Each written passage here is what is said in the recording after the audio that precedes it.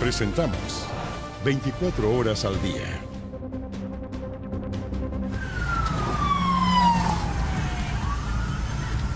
Y la habrán disparado. ¿La habrán cagado? 13 horas en punto, bienvenidas, bienvenidos a la revisión de las noticias en 24 horas al día. Comenzamos con una información del momento. Ocurrió un poco antes del mediodía, Monse, en la frontera entre la región de O'Higgins y el Maule. Así es, porque una banda robó 23 toneladas de pescado que eran trasladadas con un camión, esto por la Ruta 5 Sur. Los delincuentes retuvieron al chofer, pero fueron interceptados por carabineros cuando huían con este botín. Sí, hubo al menos 3 detenidos. Yerko ahora nos cuenta todo el detalle. Yerko, esto claro, uno lo relaciona inmediatamente con la fecha, con Semana Santa, mayor consumo de pescado y marisco. Yerko, vamos contigo. Sí, una imagen que es clara, son diversos los videos que vamos a ir mostrando en este despacho desde la región de Higgins. Una persecución policial con disparos en plena Ruta 5 Sur que dejó al descubierto el alto nivel de organización de bandas dedicadas al robo de alimentos en Chile. Nos conversábamos hace un rato con un conductor, vamos a escuchar probablemente eso también. Esta vez el blanco fue un millonario cargamento de pescado justo en la antesala de Semana Santa, cuando la demanda y los precios suben considerablemente. Todo comenzó durante la madrugada en la zona de Curicó, cuando un camión que transportaba 23 toneladas de reineta, se va a confirmar si es que iban otras especies, fue interceptado por un grupo de delincuentes que se movilizaban en varios vehículos. Es por eso que a esta hora vemos la imagen del Abocar que estaba trabajando acá en el lugar. No se trató de un robo improvisado. Según los antecedentes, la banda operaba bajo la modalidad conocida como punta de lanza, es decir, con autos de apoyo que cumplen funciones clave: abrir ruta, advertir la presencia policial y facilitar la huida. Es esta imagen que vemos en vivo de Vicente. Vamos a movernos también hacia el poniente porque está el camión que iba precisamente con estas 23 toneladas que iba secuestrado por este delincuente.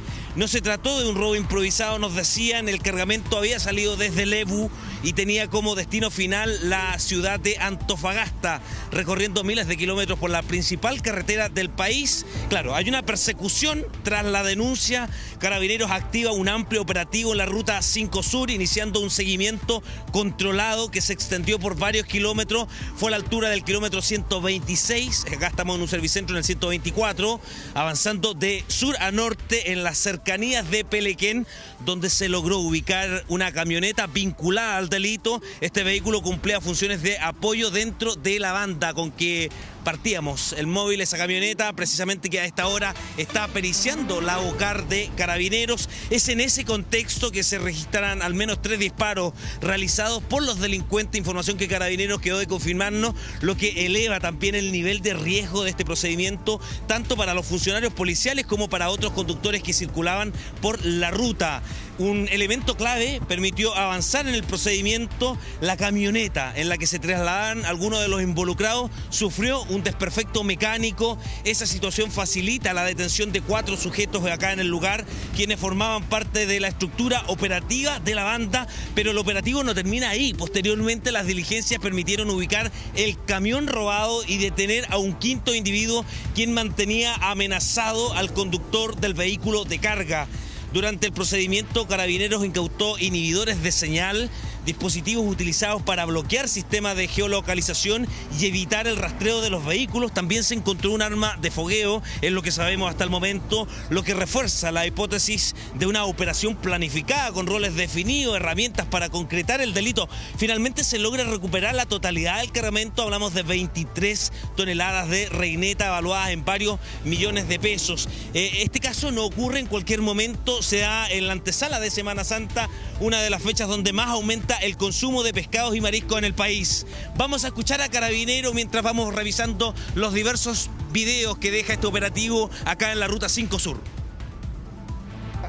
Un camión con productos del mar que se dirigía desde la zona sur del país fue interceptado a la altura de Tenos, enlace norte, con la finalidad de sustraer la carga por parte de un grupo de antisociales que se movilizaron en distintos vehículos.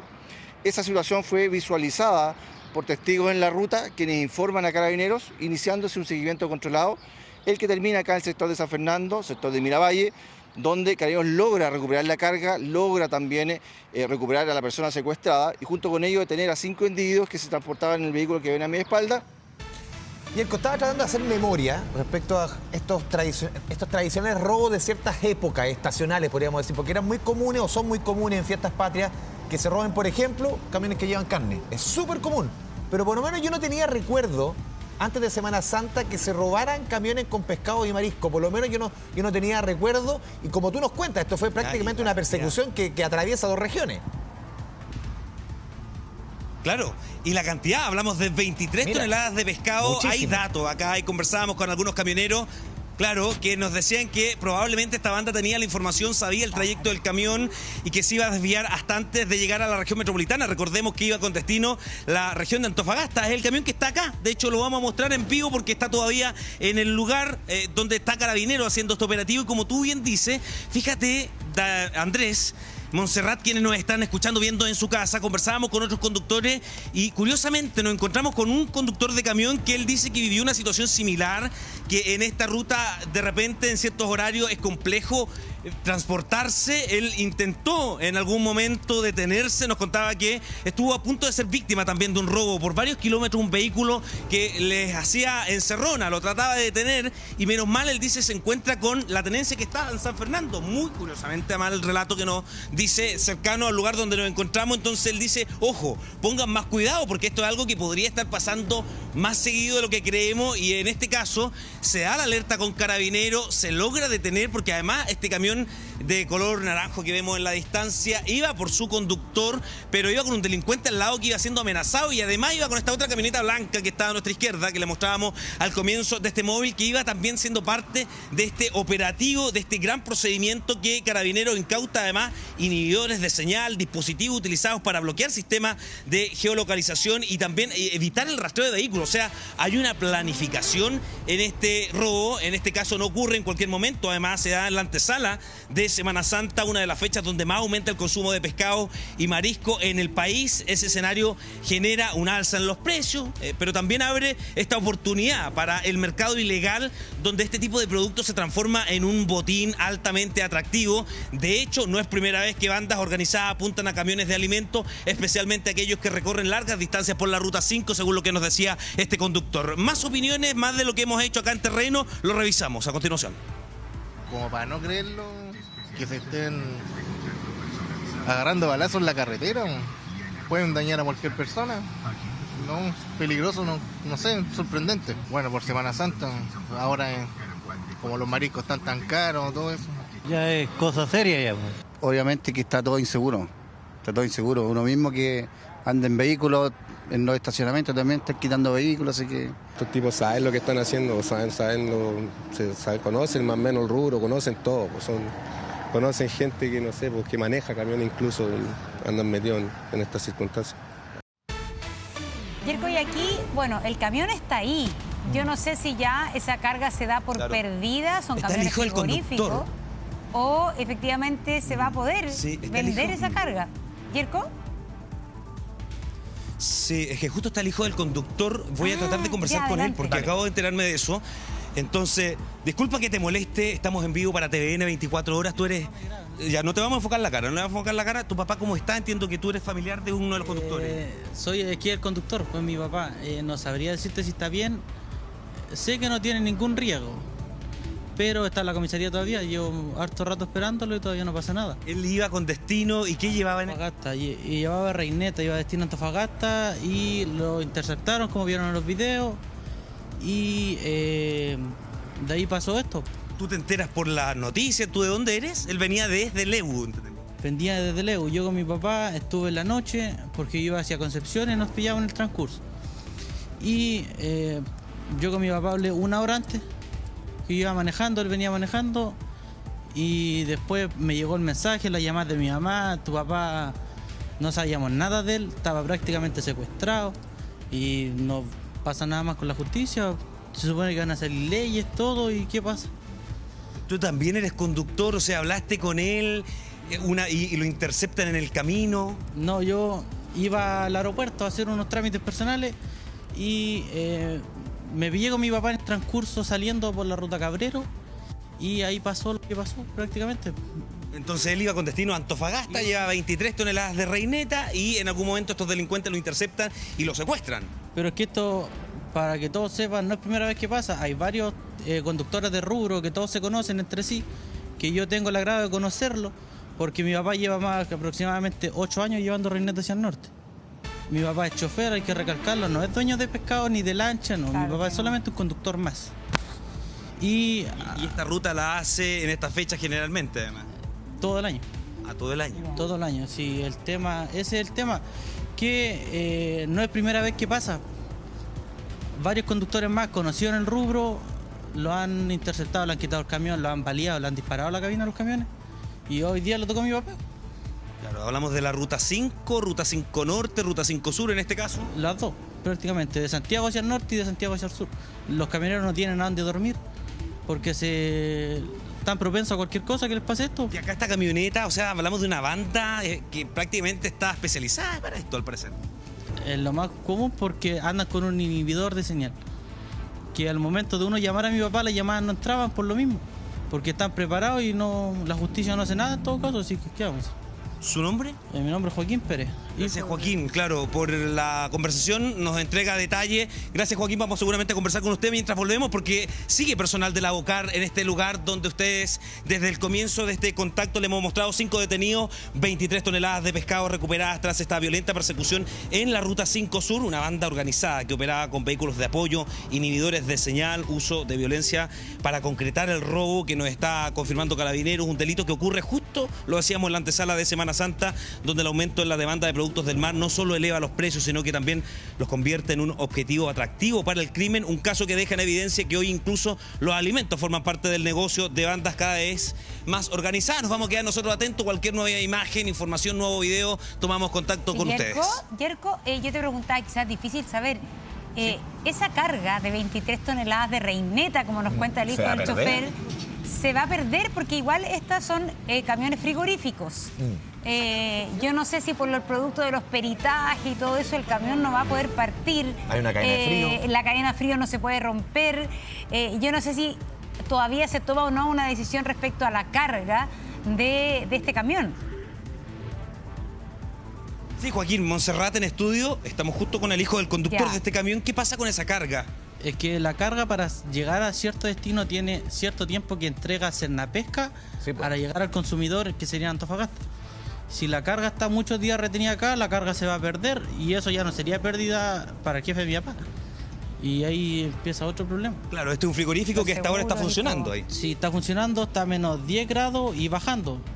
Está congelado ese pescado para poder llegar al norte, si así trabaja. Claro, este debería llegar mañana, debería haber llegado hoy a la noche, en la madrugada de mañana. En la madrugada de mañana debería haber llegado a Antofagasta, pero donde pasó el incidente no se pudo. ¿Y él sabe, Yerko? Información relevante.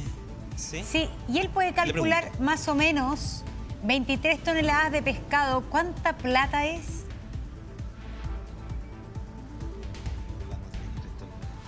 No, es que no te sabría decir cuánto se dio en dinero, porque esa cifra, mi papá para empezar no las maneja. No, sí, él es el mi papá solo solamente le dicen tiene que ir a cargar al Ebu o a otro puerto, le cargan el pescado y mi papá se va al norte. No te sabría decirte una cifra. Lo entiendo perfecto.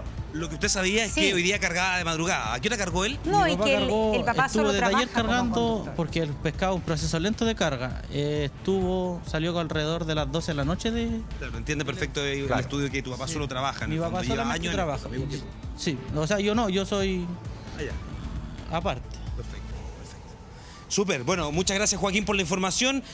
Delito que, claro, hay coordinación de varios vehículos, uso de punta de lanza, uno abre camino, otro sigue el camión y otro asegura la huida, y también la presencia de inhibidores de señal, lo que apunta a bandas con cierto nivel técnico. Seguimos muy atentos nosotros, 13 horas con 14 minutos desde la región de O'Higgins. Sí, a tomar todos los recaudos nosotros como consumidores, porque muchas veces cuando uno va a las pescaderías, a los mercados y hay buenos precios, muchas veces los productos tienen este origen. Son camiones que son asaltados, que se venden en negro, entonces, ¿verdad? Muchas veces un buen precio, productos que pierden absolutamente su cadena de frío, entonces a tomar los recaudos muchas veces lo barato puede resultar muy caro. Yerko Ábalos, muchas gracias por el reporte desde prácticamente el límite entre la región de O'Higgins y la región del Maule. Buenas tardes. Gracias, Yerko. Vamos a otra noticia. 3 funcionarios de la PDI resultaron heridos tras un grave accidente que ocurrió en el acceso al aeropuerto de Santiago. Dani Linares con los detalles, donde tenemos entendido que además de los 3 funcionarios, En el vehículo iba también un detenido. Dani, adelante.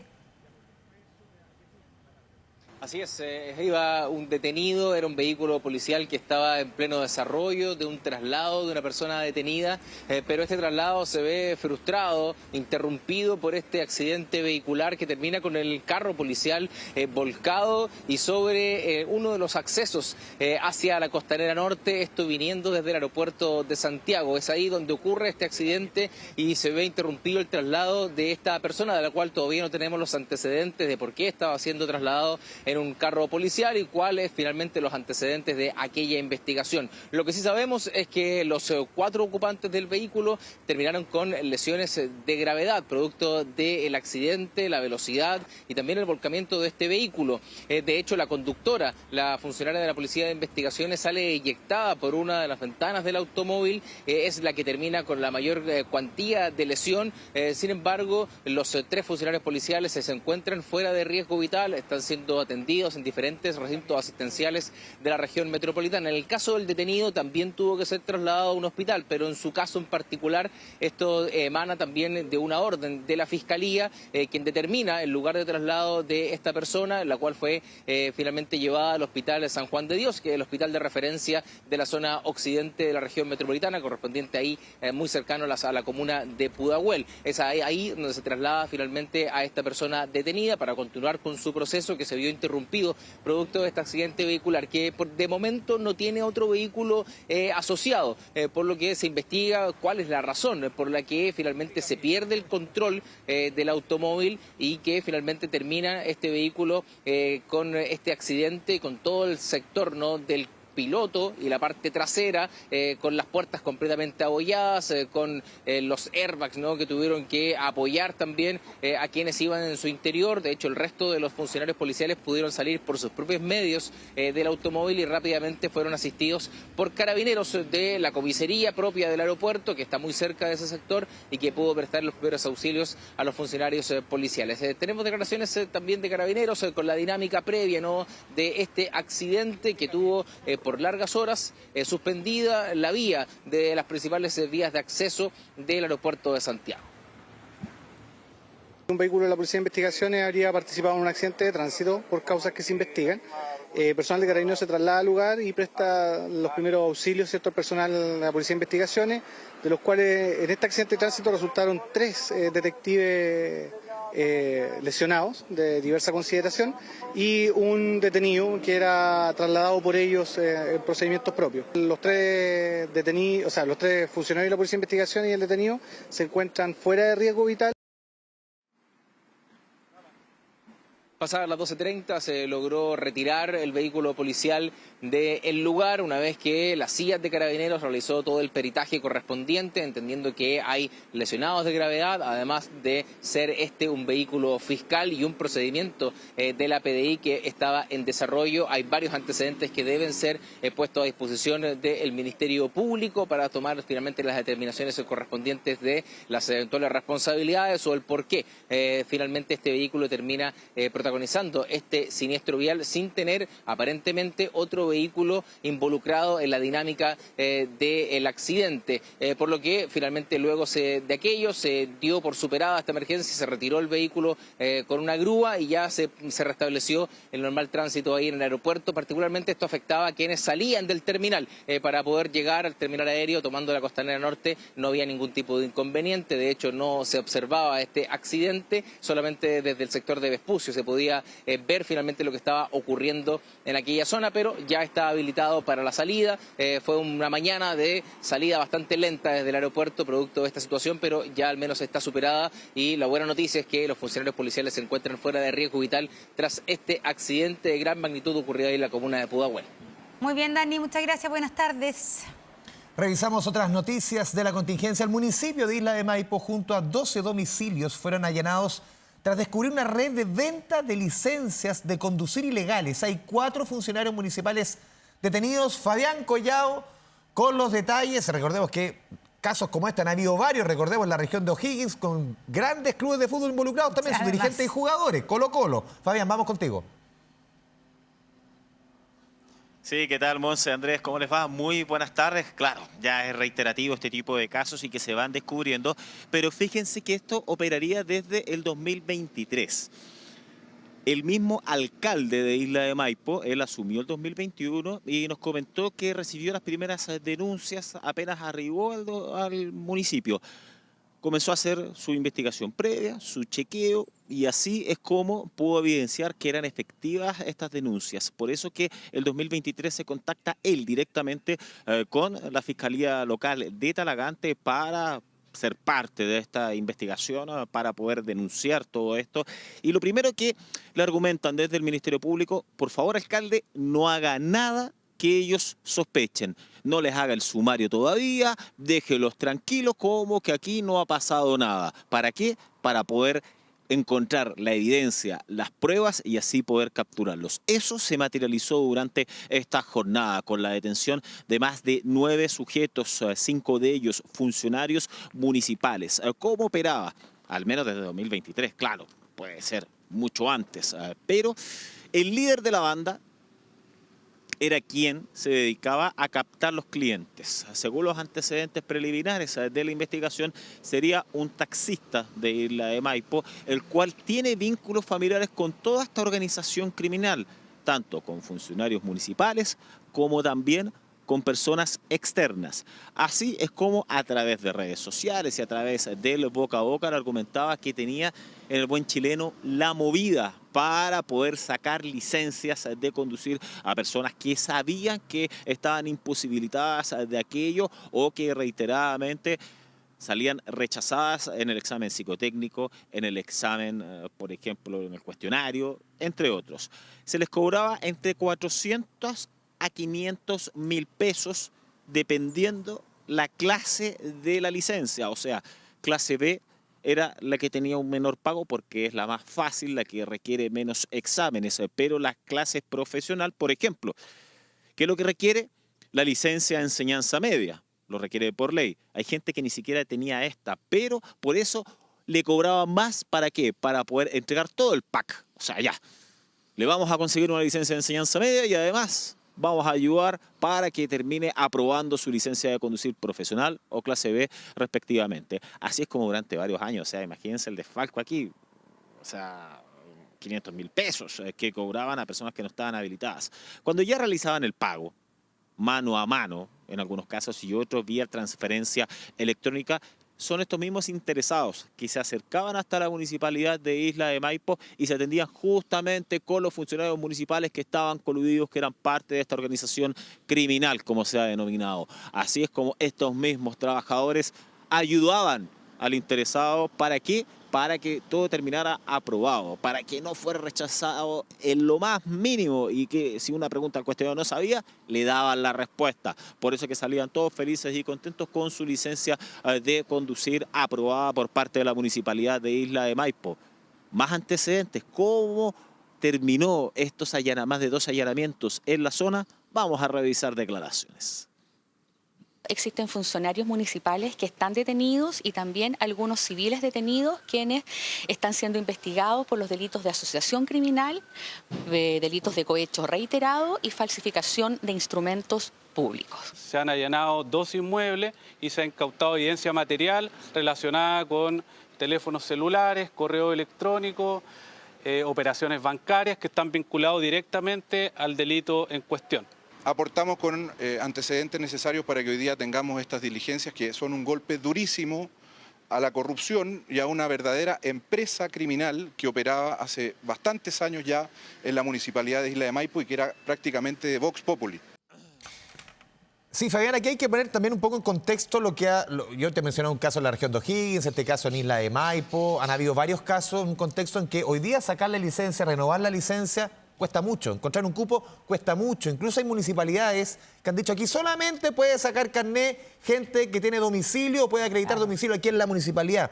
Este es el contexto un poco de lo difícil que se ha hecho. Esto viene incluso de la pandemia. En algún momento incluso los carnés de identidad fue muy difícil renovar. Pero hace rato que se viene arrastrando esta situación, la dificultad, el tiempo, conseguir un cupo para renovar el carnet de manejar. Y esto obviamente que incentiva el ilícito, incentiva esto, saltarse la cola, pagar.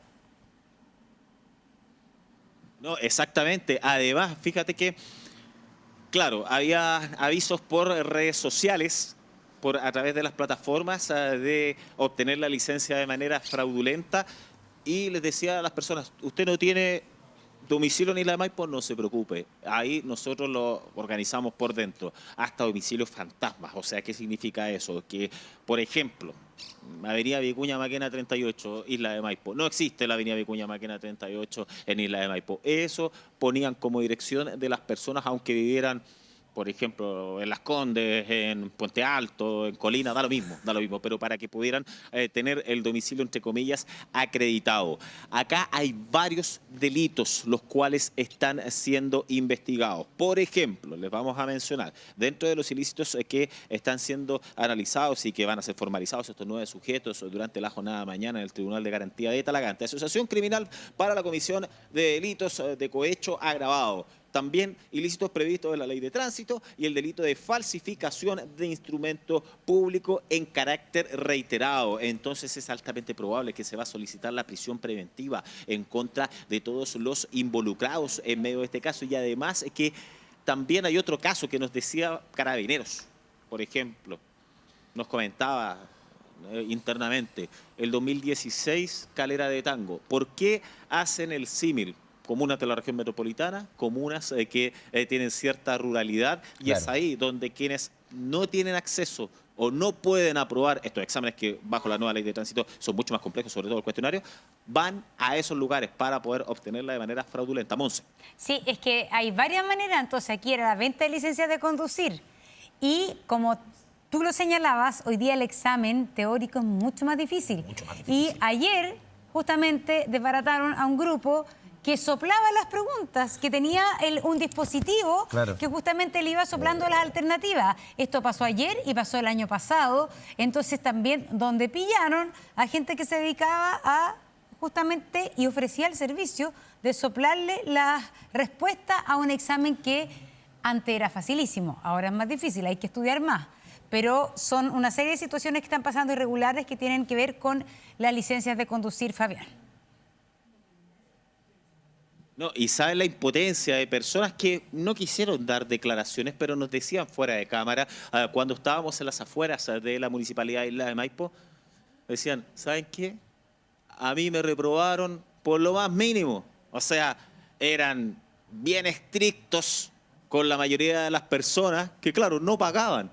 Y además, sumado a lo anterior, en comunas que son más pequeñas, por ejemplo, taxistas, hay mucha gente que los conoce. Hay mucha gente que sabe quiénes son. De hecho, incluso nos comentaban, es el tanto, nos daban nombres y apellidos, y efectivamente coincidía dentro de quienes estaban en la carpeta investigativa. Por eso, comunas más chicas, es quizás más fácil por parte de las personas poder reconocer a quienes estaban involucrados. Acá era el soplo también de los mismos examinadores. Por ejemplo, sabemos que en el psicotécnico, uno cuando está con la prueba del lápiz, ¿ya?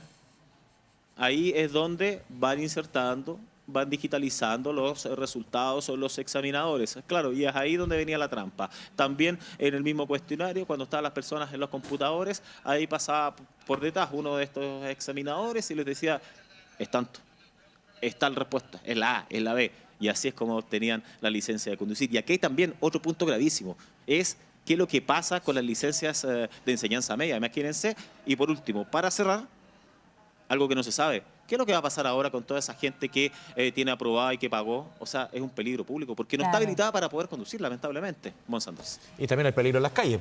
Gente que no debió haber sacado el carnet, está sacando el carnet. O sea, hay peligro por todos lados. Terminamos quizás con quién manejando un auto sin ninguna condición para ello. Fabián Collado, seguimos muy atentos. Muchas gracias, buenas tardes.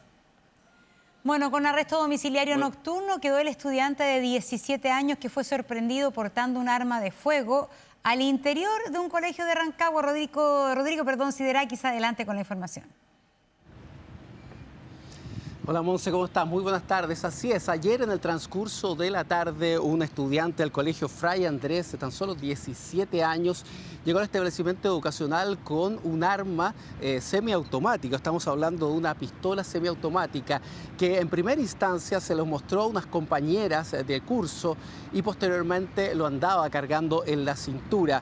Un hecho que generó obviamente alerta en el resto de sus compañeros, quienes avisaron a la inspectoría de este colegio para que llamaran a la Policía de Investigaciones, que casualmente está a eso de 2 cuadras de este establecimiento educacional. Al momento de llegar a la PDI, efectivamente lograron establecer que se trataba de un arma semiautomática que cargaba este joven. Era una arma marca Glock y que estaba sin su cargador, pero sin embargo él cargaba una munición que no correspondía a esta arma. Él quedó detenido y fue trasladado al cuartel de la Policía de Investigaciones y durante esta mañana fue formalizado. Básicamente el Ministerio Público señaló que el testimonio que había entregado el joven tenía relación con que él decía que había gente fuera del establecimiento educacional que lo amenazaba y además que su voluntad no era, por supuesto, agredir a sus compañeros. Pero sin embargo, esta situación generó una alerta que determinó finalmente el tribunal: arresto domiciliario nocturno, y descartó, obviamente, mandarle una medida cautelar un poco más gravosa, como lo había de alguna manera se presumía que podía ocurrir previo a esta audiencia. Bueno, ¿qué dijo el Ministerio Público tras esta audiencia donde se tomó la decisión del arresto domiciliario de este joven de 17 años, joven estudiante de 17 años? Escuchamos las declaraciones del Ministerio Público. El Ministerio Público solicitó la medida cautelar de internación provisoria, entendiendo la gravedad del hecho, número de delito y naturaleza de los mismos, y un plazo de investigación de 90 días. El tribunal no accedió a la medida cautelar de internación provisoria, decretando medidas cautelares del artículo 155, específicamente el arresto parcial y la sujeción del adolescente al Servicio Nacional de Reinserción Social Juvenil. Bueno, finalmente el Ministerio Público logró determinar que el arma era un arma inscrita que pertenecía a la misma familia de este estudiante y que estaba sin cargador al momento que él la portaba en el establecimiento educacional.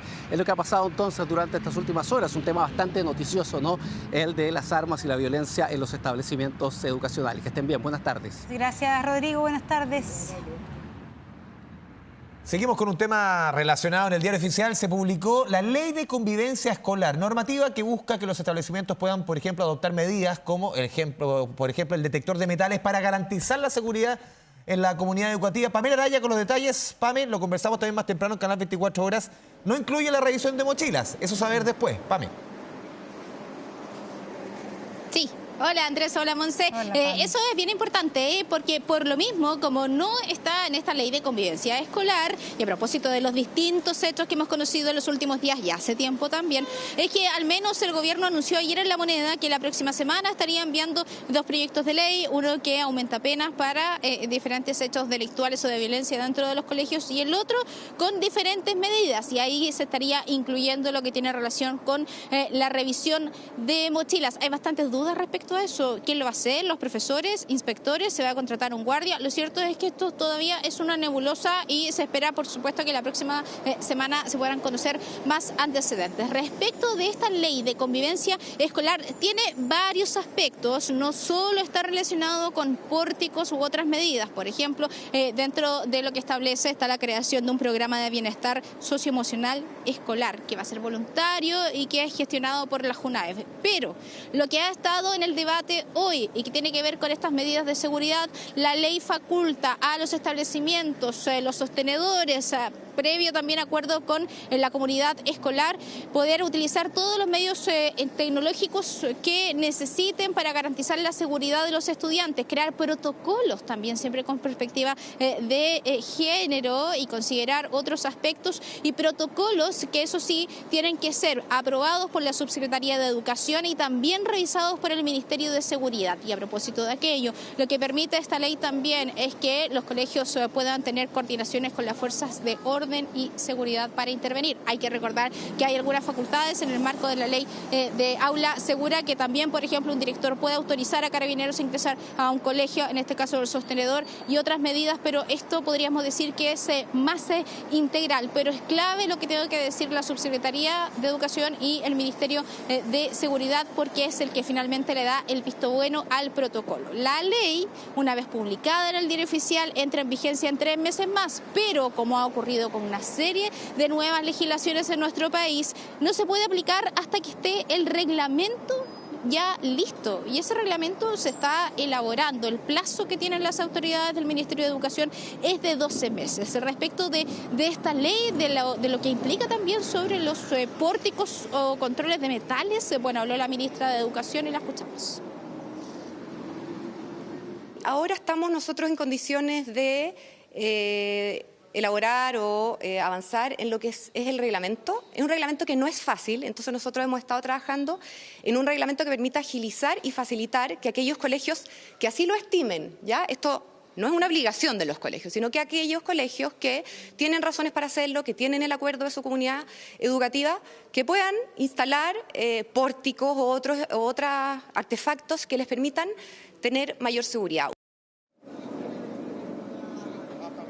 Bueno, hay que recordar que esta ley de convivencia escolar tiene su origen en todos los problemas de salud mental y violencia que empezaron a generarse después de la pandemia, cuando los estudiantes volvieron a las aulas. Ha hecho relacionados con ataques al interior, con peleas, pero también con lo que le ha tocado vivir a los profesores. La ministra habló luego de participar de un seminario organizado por Horizontal que hablaba precisamente de esta realidad. Y a este encuentro asistieron también 12 exministros de Educación del presidente Sebastián Piñera. Estamos hablando de Harald Beyer y también de Raúl Figueroa.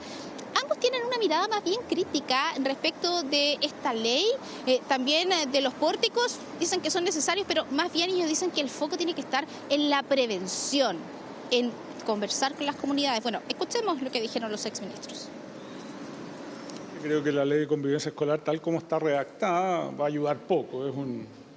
Es muy burocrática, tiene una serie de pasos que hay que dar. Yo no digo que no haya que usar los pórticos de vez en cuando, en ciertas circunstancias, en ciertos barrios sobre todo.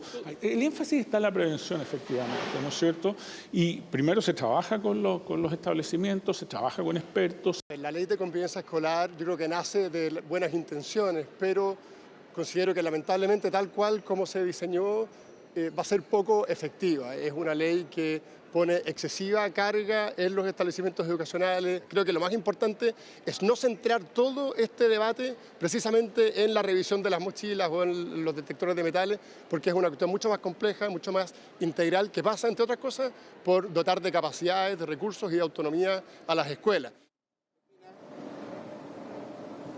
Todos los detalles respecto de cómo se tiene que implementar esta ley de convivencia escolar van a estar en este reglamento. Hay un punto que tiene que ver de dónde van a sacar los establecimientos los recursos, por ejemplo, para implementar estos artefactos tecnológicos. ¿Qué pasa con establecimientos que no tienen mucho dinero, quizás de comunas con menos ingresos versus otros que también pueden tener más recursos económicos? Bueno, lo cierto es que hay que esperar ese reglamento y el debate sigue instalado en relación a los pórticos, cámaras, entre otros, que buscan evitar que ingresen los estudiantes con elementos que pueden poner en peligro al resto de los alumnos. Es lo que dice el exministro Figueroa, la recarga de trabajo que implicaría, por ejemplo, la revisión de mochilas para todo el personal de la educación. Son profesores, no son agentes de seguridad. Ponle tú que lo asuma el inspector, el portero. ¿Realmente es su función? ¿Tienen capacidad de preocuparse de todo lo que... Están capacitados y tienen tiempo, capacidad de preocuparse, además de eso, de todo lo que tienen que hacer ya hasta este momento. Entonces, todas esas medidas tienen que venir acompañadas justamente, por ejemplo, de quién las va a llevar a cabo. Hay harto paño por cortar ahí. Pamela Araya, muchas gracias por el completo reporte. Muy buenas tardes. Bueno, les contamos que el ministro del Interior, Claudio Alvarado, anunció que se ha pausado la remoción de Priscila Carrasco en su cargo como directora de Cernameg, luego de que se recibiera una licencia médica que tendría un efecto retroactivo en el Exactamente. fondo. Que esa es como la clave. Esa es la clave. Revisemos parte de las declaraciones que hizo esta mañana en entrevista con Radio Pauta. Y las decisiones se toman con los elementos que uno tiene al momento, ¿no es cierto?, que notifica a las personas. Pero en las últimas horas ha surgido un nuevo elemento, de que posterior a la notificación, entiendo, el Ministerio recibió o recepcionó una licencia médica que al parecer tendría efectos anteriores. Retroactivo. Retroactivo. O sea, la emisión de la licencia es posterior a la notificación, pero al parecer tendría efectos anteriores. Claro, porque seguramente estaba en tratamiento oncológico. Entonces, y seguramente en ese escenario, obviamente, yo creo que esta nueva información, este nuevo antecedente, va a hacer que el Ministerio, ¿no es cierto?, por el momento, pause esta decisión. Suspenda la destitución. Para conocer los efectos, ¿no es cierto?, de esa licencia médica sobre la cual nosotros obviamente no tenemos conocimiento y no tampoco tenemos información respecto de los plazos. Y nos movemos a la región de Valparaíso. Un operativo policial terminó con 4 detenidos pertenecientes a una banda que se hacía pasar por falsos policías. Se incautaron uniformes policiales, droga y también armas de fuego. Catalina Balboa con los detalles. Catalina, buenas tardes. Buenas tardes, Andrés. Monse, debido a una investigación que se realizó desde noviembre de 2025 por microtráfico, es que finalmente se da con esta banda de 4 sujetos quienes se hacían pasar por falsos policías para enfrentar a otras bandas rivales y así realizarles robos, tanto de armas como incautación de droga, que es lo que llamaban ellos, pero en realidad eran quitadas de droga. Todo esto se realizaba también en el marco de lo que ellos utilizaban elementos que, si bien no eran de la Policía de Investigación, sí es que simulaban serlo para así realizar estas situaciones. Ellos realizaron en diversos puntos de Villa Alemana estos allanamientos con estos elementos, también con una placa que era de Carabineros y que habría sido sustraída en el año 2020 y tenía encargo por robo. Ellos ingresaban a estas viviendas, enfrentaban a sus bandas rivales y finalmente le robaban droga y otros elementos. Luego de esta investigación que realizó la Policía de Investigaciones en conjunto con el Ministerio Público, es que se da cuenta de estos 4 integrantes, 3 de ellos que son mayores de edad, un menor de 17 años, quienes fueron encontrados en una vivienda en Villa Alemana en que encontraron droga, entre ellas cocaína base, también cannabis sativa, ketamina, entre otras drogas, también un arma de fuego que era utilizada para estos operativos, estos falsos operativos. Un hecho también que quedó a través de videos de la Policía de Investigaciones registrado este allanamiento en donde incautan todo este tipo de elementos de estos falsos policías que hasta ahora, según las policías, realizaban estos allanamientos a otras bandas rivales, no a personas comunes y corrientes, a personas en sí, sino que se dedicaban a otras bandas para así incautar diversos elementos. Inclusive también se jactaban en redes sociales de estos robos y estos operativos. Un hecho que fue dado a conocer a través de un punto de prensa durante esta jornada de la Policía de Investigaciones, en que cuenta mayores detalles de esta banda, cuál fue su modo operandi, también cómo han realizado estos allanamientos falsos que finalmente se dieron a conocer durante esta jornada con la detención de estas 4 personas. Pasamos a esa parte de las declaraciones de las autoridades sobre este hecho en particular. Entramos a 9 domicilios el día de ayer, todos en la comuna de Villa Alemana, en diversos sectores de la comuna de Villa Alemana. Detuvimos a 4 sujetos, tenemos un par de sujetos que está prófugo hasta este momento, de que se hacían pasar por policías para efectos de inhabilitar la defensa que tenían otros narcotraficantes. Son armas de fuego, droga, una placa distintiva de Carabineros de Chile con encargo por robo, piezas, ¿cierto?, de colección de porcelana y diversas especies y evidencias de interés criminalístico que evidenciaban el poder de fuego, evidenciaban, ¿cierto?, la modalidad de esta estructura.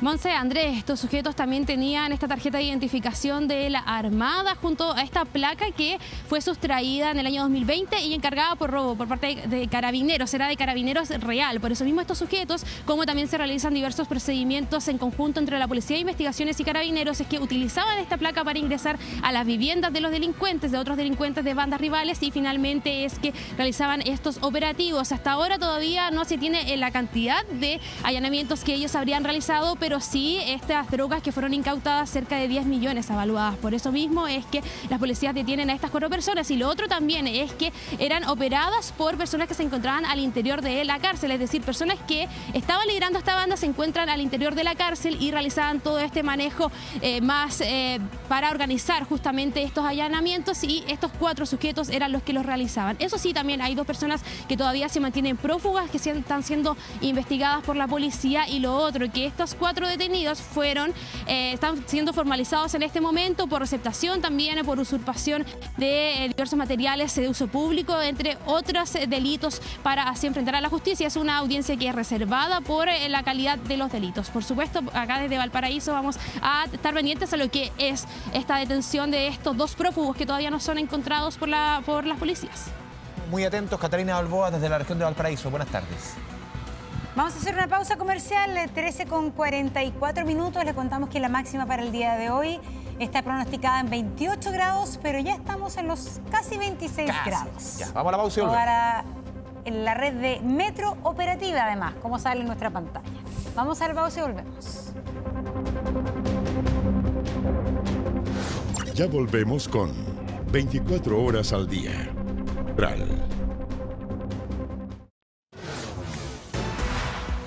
Un incendio destruyó 15 locales comerciales. Esto ocurre en Concepción, en el Mercado Central. Y David Yáñez nos informa del detalle de todo esto. David, adelante.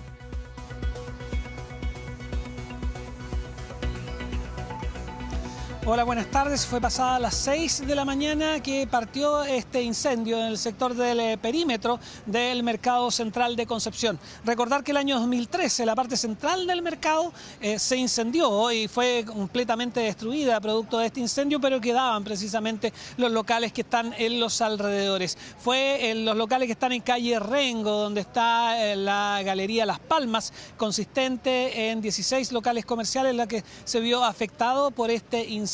Partió en uno de los costados y empezó a consumir a través del techo donde estaban las bodegas, que es un segundo piso, extendiéndose al resto de esta galería. Debido precisamente a la complejidad de este incendio, Carabineros debió cortar calles del centro de Concepción, lo cual afectó la dinámica del centro de la ciudad, y también en bomberos debió pedir apoyo.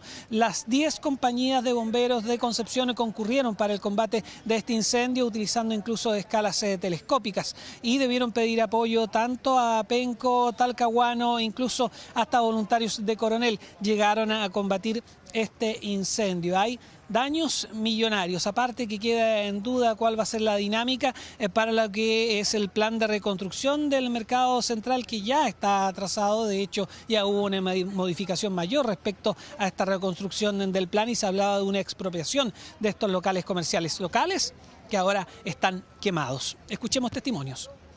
Nos informan desde temprano en la mañana que a eso de las 6:30 de la mañana aproximadamente comenzó justamente un incendio en lo que son, digamos, la parte del anillo externo del mercado, justamente en lo que se conoce como Galería Las Palmas, por ahí por Maipú, Rengo. Por el Mercado Central de Concepción, abril es un mes nefasto, porque en abril se nos quemó hace 13 años también el mercado grande y ahora se nos quema lo último que queda. Nos ayuden en esto y nos den la fuerza y nos levanten las manos, porque llevamos ya 14 años en espera. En espera, estamos completamente angustiados. Acumulaciones de combustible, muchos de ellos desconocidos para nosotros, y por el horario en que ocurre la emergencia, que es despachada, todos los accesos cerrados. Por lo tanto, tuvimos una primera tarea que fue hacer las entradas forzadas para luego poder evaluar y hacer los primeros ataques. Un incendio que no solamente afectó gravemente a los locatarios que tenían sus negocios en el lugar y también a la dinámica de reconstrucción del Mercado Central de Concepción, sino también a lo que es la movilización en el centro de la ciudad. Aparte que los mismos bomberos indicaron que debido a las características de este incendio van a tener que estar trabajando por varias horas más. Se estaban hablando de que podrían estar las calles cortadas hasta las 5 de la tarde, producto precisamente de los trabajos relacionados con la finiquitación de este incendio que consumió una galería comercial justo a un costado de donde estaba levantado el Mercado Central de Concepción. Lamentable, la verdad. Gracias, David, por la información. Buenas tardes. Y ante el incremento de enfermedades de temporada, el Ministerio de Salud decretó el uso obligatorio de mascarillas en todos los servicios de urgencia, públicos y privados, a partir de hoy, 1 de abril, Monse. Así es, esta medida, que se va a extender inicialmente hasta el 31 de agosto, rige para personal médico, para pacientes, para acompañantes, incluyendo además las unidades de diálisis y de oncohematología. El objetivo de las autoridades es frenar la circulación viral y proteger a los grupos más vulnerables durante la campaña de invierno 2026. Continuamos con más noticias, esta vez de índole policial. Un hombre se encuentra en riesgo vital tras haber sido baleado al interior de su auto, esto en la comuna de Cerro Navia. Según un acompañante de la víctima, los atacantes estaban vestidos con overoles blancos. Fabián Collado, retomamos el contacto contigo. Buenas tardes. Muy buenas tardes. Más de 8 disparos recibió el vehículo en donde transitaba la víctima junto a su acompañante, los cuales iban circulando por calle El Alijo antes de llegar a Costanera Sur en Cerro Navia, y es en ese punto que de un minuto a otro el furgón fue interceptado por otro vehículo de similares características, desde el cual se bajaron al menos 4 delincuentes, los cuales estaban fuertemente armados. Y lo que llama la atención, que no habíamos visto en este modo de operar, con overoles blancos para poder intimidar, además obligar al chofer a descender de su vehículo. Es así como este hace caso omiso, se genera un forcejeo en medio de todo esto y los delincuentes percutan más de 8 disparos, impactando uno de ellos en el pecho de la víctima para luego arrancar en el vehículo que originalmente se trasladaban estos delincuentes bajo los overoles blancos. Así es como el acompañante del afectado inmediatamente le presta los primeros auxilios, lo traslada hasta un SAR de la comuna y debido a la gravedad de sus lesiones es rederivado hasta el hospital Félix Bulnes, donde se mantiene bajo riesgo vital. Carabineros fue informado respecto a este hecho. Después se derivó la investigación a la Brigada de Homicidios Metropolitana, donde se está viendo qué es lo que pasó, qué es lo que sucedió, si es que el objetivo era el robo del vehículo o un ataque premeditado. Vamos a revisar declaraciones. Lo que tenemos hasta ahora solamente es la versión de este testigo que señala que al parecer sería una dinámica similar a un robo. Pero eso lo tenemos que confirmar porque hay diversos impactos balísticos en el auto, a lo menos 8, hay una persona lesionada en riesgo vital, no hubo sustracción de especie, por lo tanto son todas pericias y diligencias que tendremos que realizar. La investigación está siendo llevada a cabo por parte de la PDI, todavía no hay claridad de la motivación de estos delincuentes, mientras que la víctima se mantiene bajo riesgo vital. Nos trasladamos a la comuna de La Cisterna, un grave accidente que involucró a un hogar de adultos mayores. Todo esto cerca de las 3 de la madrugada en Almirante Neff Norte con Esmeralda. Es en ese lugar donde los adultos mayores que residen ahí sintieron un fuerte impacto, por lo mismo trataron de salir a ver lo que sucedía junto a la gente que trabaja y se percataron de la presencia de un automóvil el cual había chocado en el recinto, destruyendo tanto la reja como el muro perimetral, pero pese a la llamada de Carabineros no vieron a nadie. Pese a que llamaron oportunamente a Carabineros, el conductor y sus posibles acompañantes no estaban. Por lo mismo se realizaron diversos peritajes, se están analizando algunos antecedentes. ¿Por qué? Porque posiblemente se sospecha que el conductor habría estado circulando en estado de ebriedad y por eso es que terminó generando el accidente y después arrancando. De todas maneras, Carabineros se contactó con el propietario del vehículo. Él dijo que todavía no está el cambio en el sistema y que él lo había vendido hace algunos días. Pues bien, eso es parte de esta investigación que se está desarrollando y revisemos esas declaraciones. Un accidente que ocasiona daños de un vehículo que viene de oriente a poniente, ingresando a alta velocidad a una casa acogida de adultos mayores. Al momento solamente se registran daños. No hay personas lesionadas ni adultos mayores lesionados. Un gran nivel de destrucción en este hogar de adultos mayores. Todavía no se sabe quién habría originado este accidente, pero afortunadamente no dejó víctimas que lamentar ahí en la comuna de La Cisterna. Fabián Collado, muchas gracias por el reporte policial de la jornada. Muy buenas tardes. Vamos a la pausa. Vamos a la pausa, regresamos de inmediato con más noticias. Son las 2 en punto de la tarde y la máxima para el día de hoy se espera de 28 grados. Volvemos de inmediato.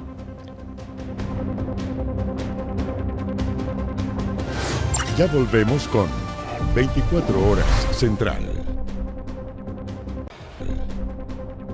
Volvemos con las noticias y ponga mucha atención. El presidente José Antonio Kast anunció nuevas medidas económicas para mitigar el impacto del alza de los combustibles. ¿Cuáles son los beneficios? Ignacia Jiménez, siempre lista y presta del Palacio de la Moneda. Nacha, ¿cómo te va?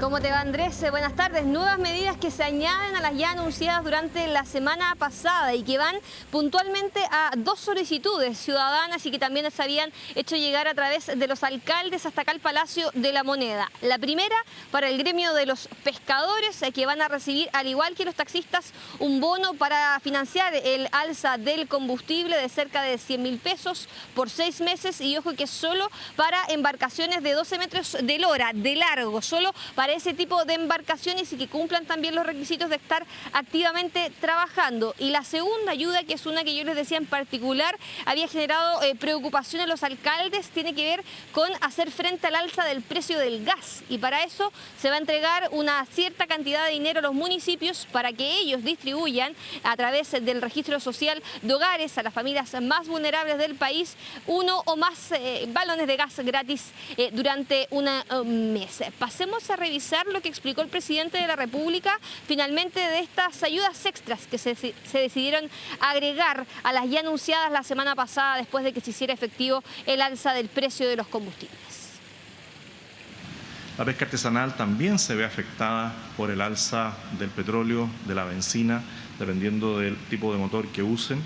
Y para ellos hemos visto una medida especial que considera a más de 9.000 embarcaciones que están inscritas en el registro pesquero artesanal. Y la segunda medida para ver cómo nosotros llegamos a los hogares de las familias más vulnerables en el tema del gas licuado. Hemos llegado a un acuerdo de que en base a los registros sociales de hogares, considerando la vulnerabilidad de las personas, podemos hacer un traspaso de 225 millones de dólares.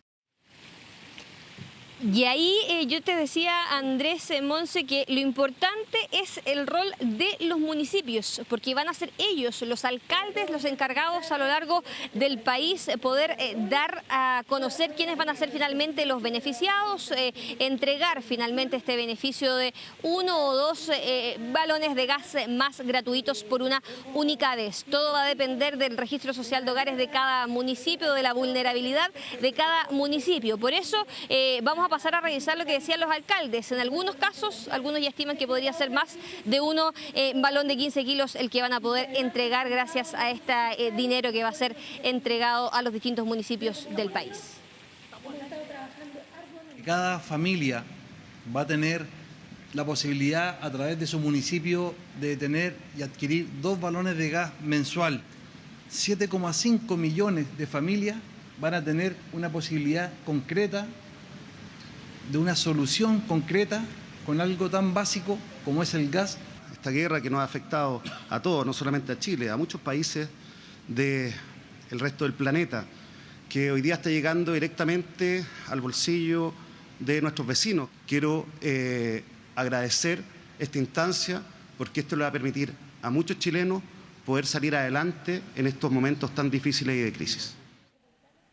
Sí, Nacha y Monse. Llevemos a número este anuncio hecho por el gobierno que viene a complementar los anuncios hechos la semana pasada por el ministro Quirós, este tema del gas licuado. Recordemos que el gas licuado, estaba mirando los números, ha subido cerca de un 10% este año. Ha subido menos que la benzina, pero también es un insumo muy utilizado, sobre todo en el invierno, para calefaccionar los hogares y ni hablar en muchos hogares para la ducha, para calentar el agua en general.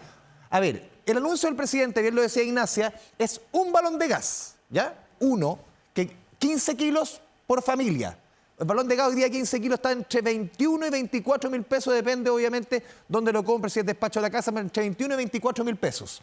Vamos con la siguiente estación. Son 7,5 millones de familias. Este dato lo entregó el ministro Quirós hoy a mediodía cuando justamente se entregaron estas medidas. Es el 80% del registro social de hogares. Y la última estación, lo vemos acá.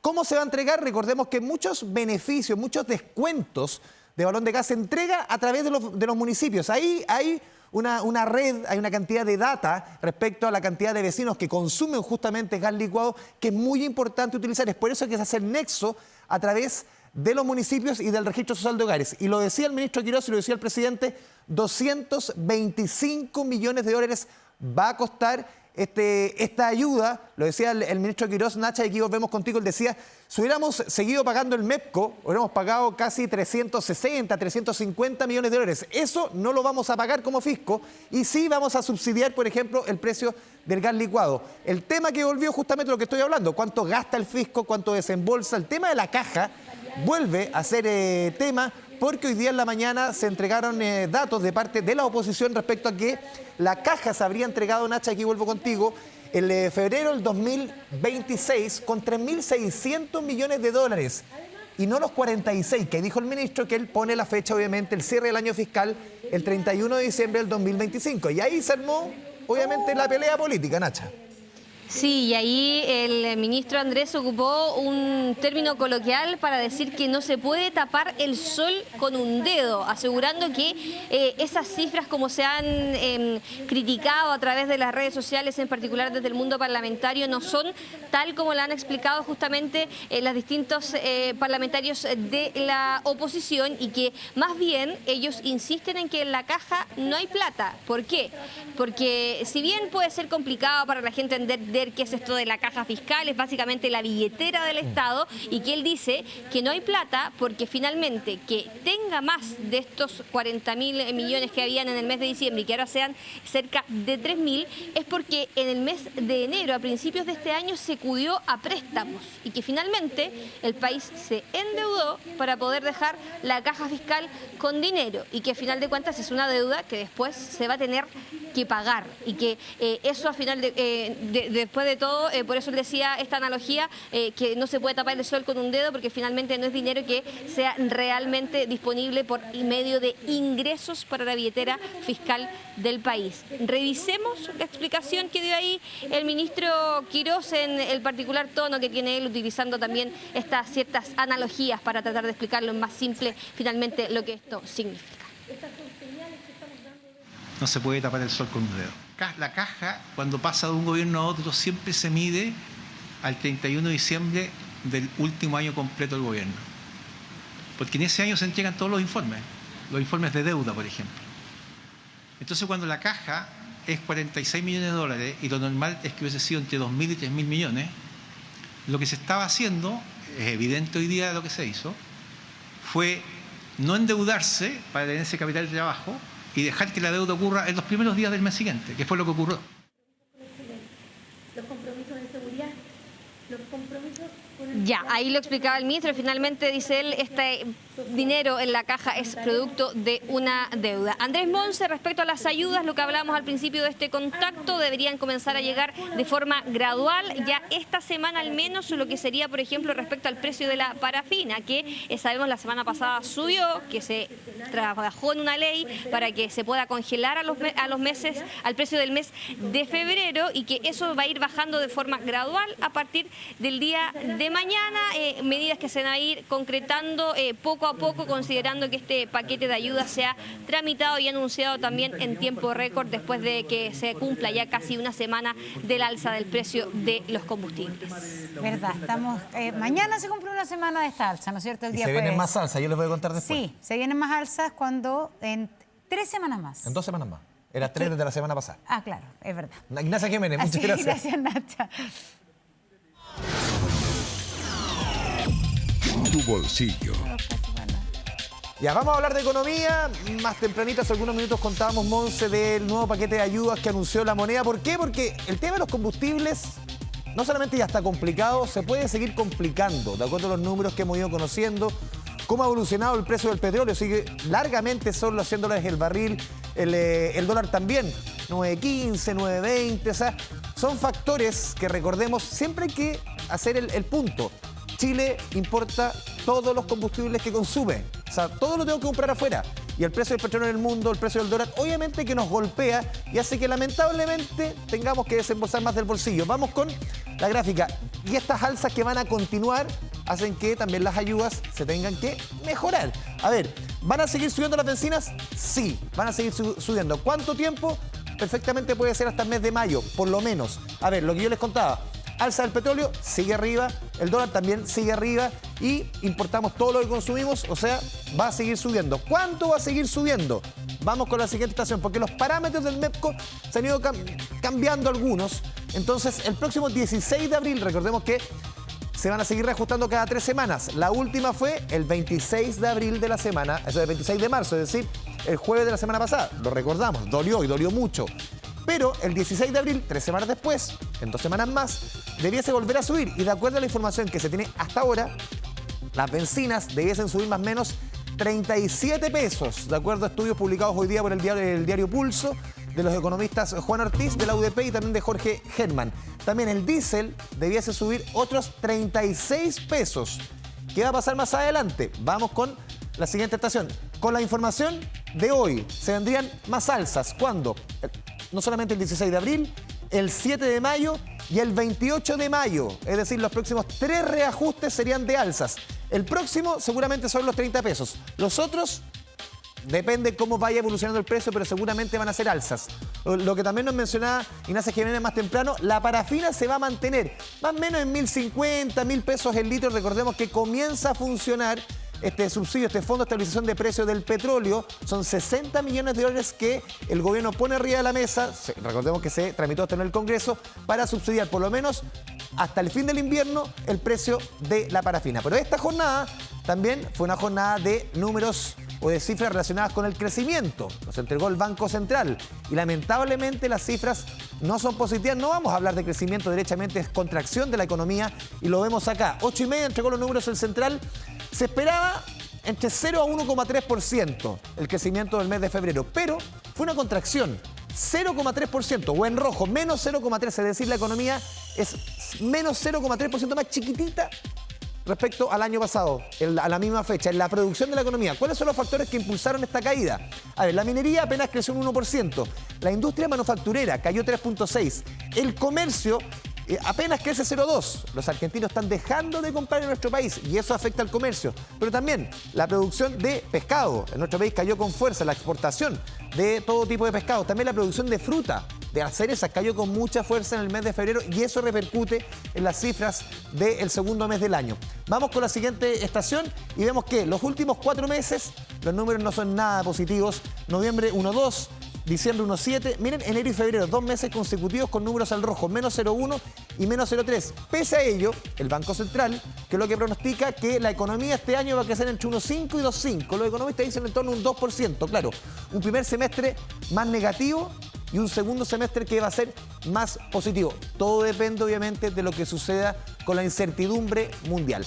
Eso con el crecimiento económico, porque hoy día también, Monse, hubo noticias y comenzó la famosa Operación Renta. Así es, 1 de abril, Operación Renta 2026 y el Servicio de Impuestos Internos ya habilitó las propuestas para más de 4 millones de contribuyentes. Y ojo, porque si declaras entre hoy y el 8 de abril, vas a recibir tu devolución, si es que te corresponde, antes del 29 de este mes. Yo la hice hoy. Muy bien, la revisó un periodista de economía, lo mínimo es que la revise el 1 de abril. Lo mínimo. Lo mínimo que se le exige, el estándar. Irresponsable, ya, vamos. Las autoridades recomendaron revisar. También esto es importante, porque hoy día el tema de los arriendos es una variable que se ha empezado a incluir años anteriores, pero hay asistentes de arriendos también y asistentes de enajenación de bienes raíces para que esté todo ordenadito y generalmente hay que revisar que todo esto esté en la propuesta del Servicio de Impuestos Internos. Justamente cuando hoy día te ofrecen la declaración que tienes tú que aprobar, de entradita te dicen el tema de los arriendos. Si claro. es que tienes o no tienes, ahí es un buen elemento a considerar, Monse, para este 2026. Sigamos hablando de cuestiones de economía doméstica, pero esto es súper importante, porque la verdad que el precio de los huevitos de chocolate estamos a 2 días que no, están baratos. El lunes en la mañana están baratísimos. Sí. Pero muchas veces es difícil de conseguirlos y conseguirlos baratos más difícil aún. O sea, si los busca el viernes está sonado. José Ignacio Tenaz nos trae las mejores opciones. Nacho, adelante.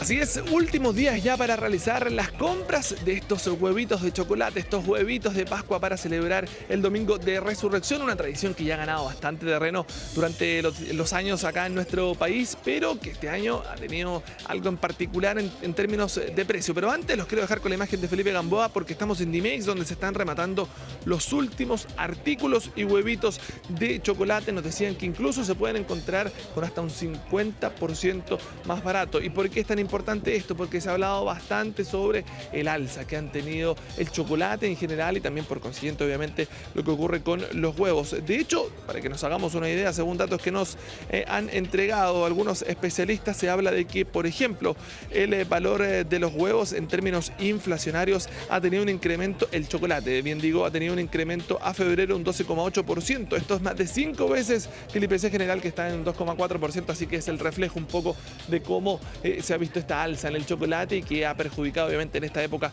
el valor de los huevos. Estuvimos conversando con algunos consumidores que nos hablaban justamente de la búsqueda de opciones, de abaratar costos, de idealmente encontrar el equilibrio entre la calidad y los precios. Los invito a escuchar parte de lo que nos dijeron. Para los niños, igual, bueno, como adulto igual lo disfrutan. Sí, están súper caros, está muy elevado el año pasado, pero yo creo que igual se debe por todas las alzas. Está un poco elevado, sí.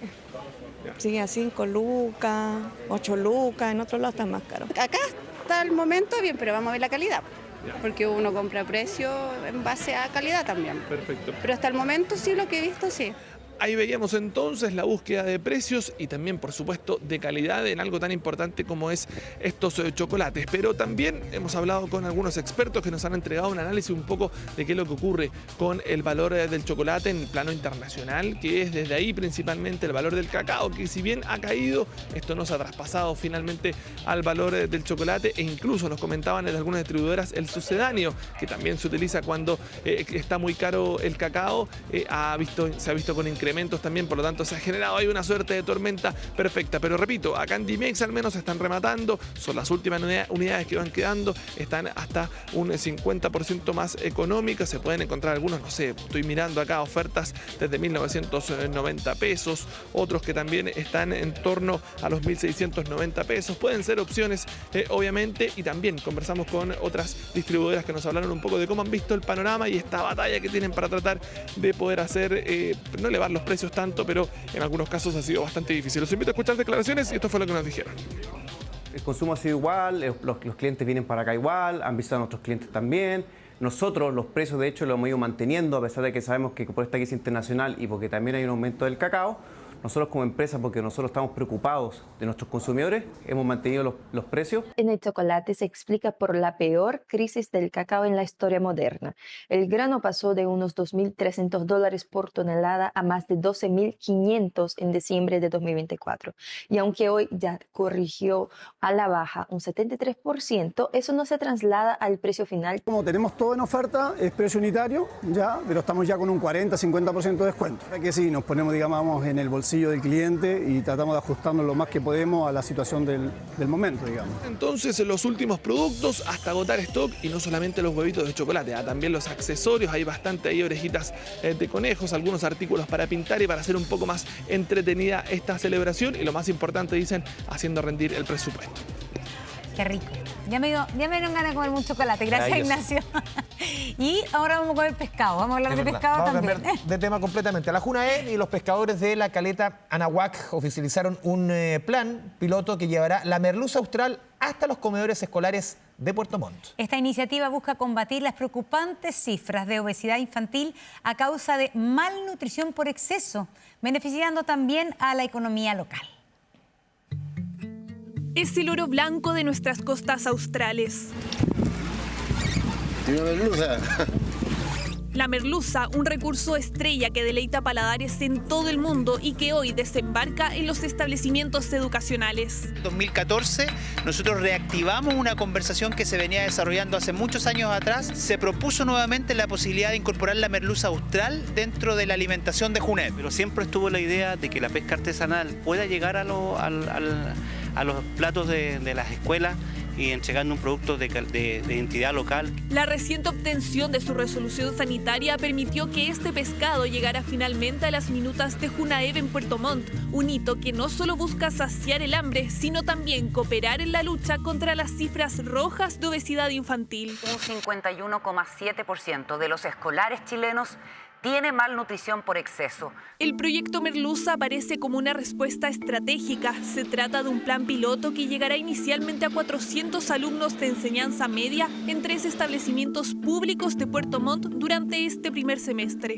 Llega del bote, se llega a la planta, se filetea, se hace todo lo que hay que hacer, pero lo que tiene que dar el sello final para que vaya para el colegio es, en este caso, la Universidad Santo Tomás. Lo que vamos a desarrollar son los distintos platos que van a poder probar después los estudiantes. En base a eso, proponemos la minuta a la Junaed para que lo prueben directamente dentro de los colegios.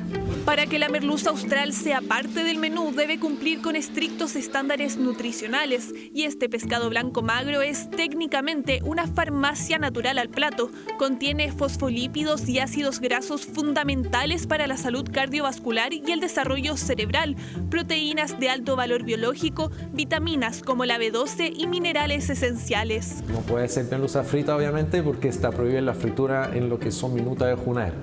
Entonces ahí tenemos que incorporar más bien platos que se hacen en el horno, un pescado gratinado, por ejemplo. Con una frecuencia estimamos en el futuro de una vez al mes. Hemos tenido muy buena recepción, por ejemplo, en los platos de salmón, de choritos.